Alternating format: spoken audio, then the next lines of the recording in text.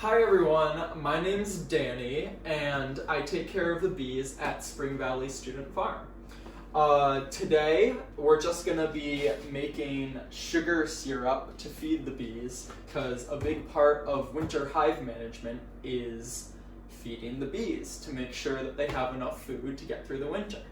So, in the fall, you want to feed your bees a 2-to-1 sugar to water ratio of sugar water to get them through the winter. So like in the spring, you would feed them a 1-to-1 ratio because that stimulates reproduction and brood rearing in the hive.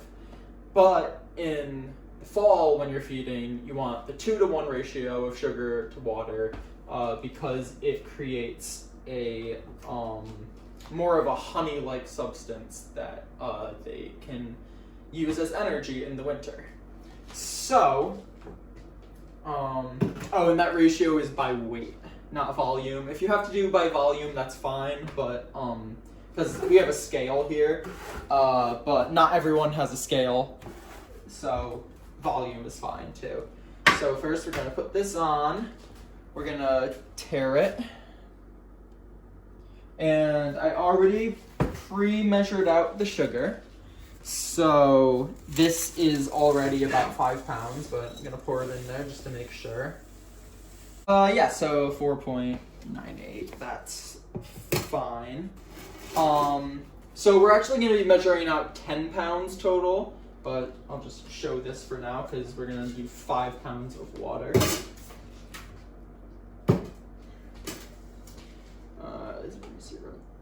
That, tear it again, and then we're gonna fill this with 5 pounds of water.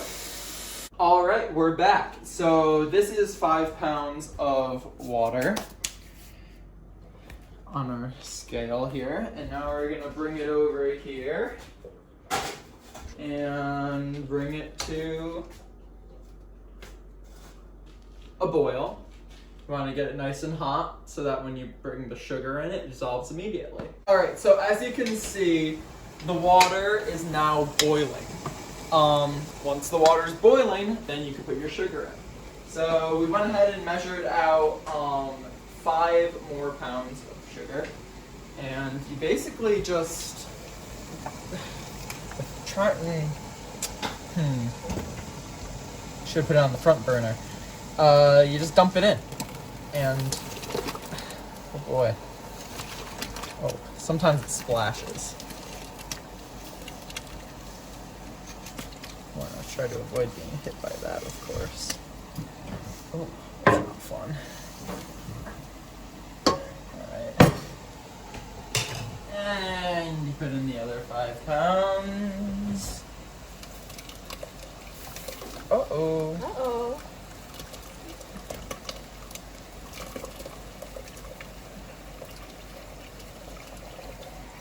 Alright, then you got it in there. Take your spoon, spatula, whatever, and mix it all around until it is completely dissolved. Alright, and so now the sugar is completely dissolved. And once that happens, it's pretty much done. You just want to wait for it to cool down before you transfer it into whatever you're going to be using to carry it around. I use 1-gallon jugs, like milk jugs. And yeah, that's how you make 2-to-1 sugar syrup for fall honeybee hive management.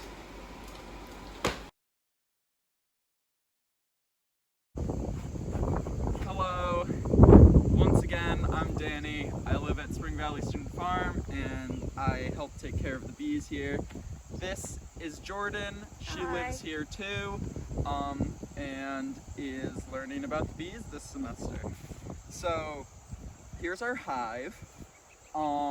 This is a standard Langstroth hive. It was invented by a monk by the name of Langstroth in the 1800s, and it has various components to it. So you have the top outer cover here. It protects from the elements, and then you have deep bodies, which are where the honeybees live and rear their young in there. On the bottom, you have the baseboard.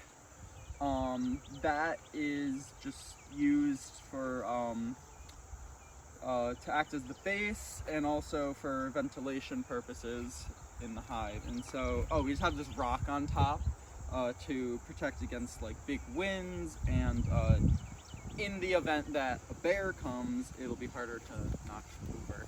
But that doesn't really happen around, well, it doesn't happen here at our farm. So we open it up. Another component of the Langstroth hive is the inner cover. That's this piece here. And oh, that's interesting. So here's the queen. So one thing you always want to do when you're checking a hive is don't just throw the pieces all around, because the queen might be there, and you want to make sure that you don't get rid of the queen in a hive, because if you do, that hive is finished. The queen is the only reproductive female in the hive. Where'd she go? She's down there. So I'm going to put her back in the hive. Jordan, can you get another hive tool? Maura, I don't know if you want to get a close-up. She's gone. No, she's right there. She doesn't like light. That's the queen.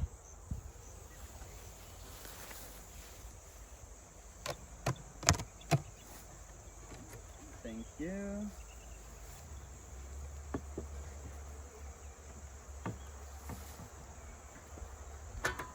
Come on.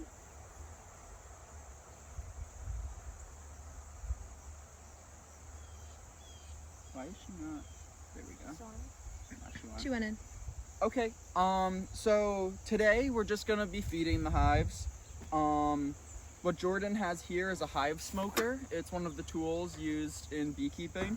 Essentially what happens there is you smoke the bees to simulate a forest fire in a sense, and they go into the hive to engorge themselves in honey in the event that their hive starts burning and they have to leave. That's not going to happen here because this is just smoke, so it just kind of delays them and calms them down for a little bit so that you can actually work with them. So we're going to be feeding today. As I said in the other video, in the fall, when you're preparing the bees for winter, you want to feed them 2-to-1 sugar syrup, sugar to water. That just has the best shelf life, doesn't spoil, and it simulates honey the best for getting them through the winter. Yeah, all right, so Jordan, if you could pour it in here. Yeah, just get like a top view of. Nice. So what you see here is a hive feeder. This is a in-hive feeder. There's various different types, but this one is 2 gallons, and you put it in the hive. Yeah.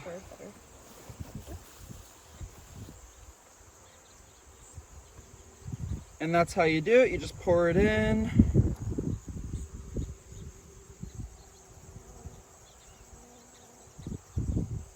And then they have food. In the video, can they see these? Yep. So these little strips right here are called Apivar quick strips. They're a treatment for varroa mites, which are a big problem in honeybee management. So what varroa mites do is they target the brood or the larva of honeybees, and it's an ectoparasite. So it's a parasite that sits on the outside of a developing honeybee and stays with it for its entire life. And it can lead to a lot of different problems, like transmitting disease like deformed wing virus. It could just deform the body of the honeybee, and when it's in big numbers, it could actually kill an entire hive. And it's one of the key components of what beekeepers used to and still sometimes do call colony collapse disorder. But with mite treatments, we're able to get the mite population under control, and there is less of a chance that that hive will die from varroa mite infestation. So normally, when I'm feeding, I won't go into the hive. I'll just get in, get out, because it tends to be a little colder. Today is a fairly warm day, so I can actually take a look in here and to show y'all what a frame looks like. Yeah. So here we have a frame. They're getting this one ready for the winter.